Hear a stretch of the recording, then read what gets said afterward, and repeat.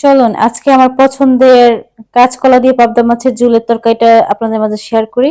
এখানে সরিষার তেলের মধ্যে সিদ্ধ করে রাখা কাঁচকলাগুলো দিয়ে নিচ্ছি। কাঁচকলাগুলো লবণ হলুদ দিয়ে সিদ্ধ করে নিয়েছিলাম। তো এখন পরিমাণ মতো হলুদের গুঁড়া, মরিচের গুঁড়া, ধনিয়ার গুঁড়া দিয়ে নিচ্ছি। 2 চামচ ধনিয়ার গুঁড়া, 2 চামচ মরিচের গুঁড়া, 1 চামচ হলুদের গুঁড়া আর আধা চামচ লবণ দিয়েছি। লবণটা আপনাদের টেস্ট অনুযায়ী দিয়ে নেবেন কম বেশি করে। তো অনেকখানি ভেজে নিয়েছি। ভেজে নেওয়ার পর অল্প একটু পানি দিয়ে নিচ্ছি যেন মশলাটা পুড়া লেগে না যায়। পানিটা দিয়ে আরো কিছুক্ষণ কষিয়ে নিচ্ছি, তেলটা উপরে ভেসে উঠেছে। এ পর্যায়ে পরিমাণ মতো পানি দিয়ে নিব। যেহেতু কলাগুলো অলরেডি সিদ্ধ হয়েছিল, এজন্য পানিটা বেশি দেই নাই, অল্প পরিমাণে দিয়ে নিয়েছি। দিয়ে ভালো করে কষিয়ে নিচ্ছি, কিছু চেরা কাঁচামরিচ দিয়ে নিচ্ছি।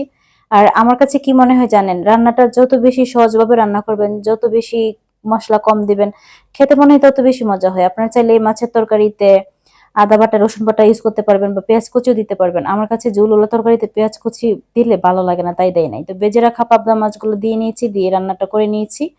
দেখতে কেমন লাগছে জানি না, তবে খেতে কিন্তু আমার কাছে মাশাআল্লাহ অনেক বেশি ভালো লাগছিল।